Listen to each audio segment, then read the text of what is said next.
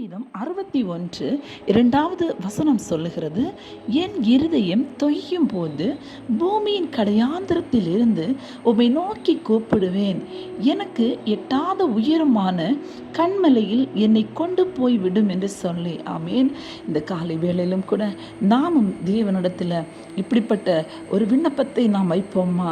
ஆமேன். என்னுடைய வாழ்க்கையில் வருகிற நெருக்கங்கள், என்னுடைய வாழ்க்கையில் கடந்து வருகிற கலக்கங்கள், வேதனைகள், இவைகளெல்லாம் என்னை வந்து நெருக்கிற பொழுது நான் உம்மை மட்டும் நோக்கி கூப்பிடுவேன் ஆண்டவரே என்று சொல்லி.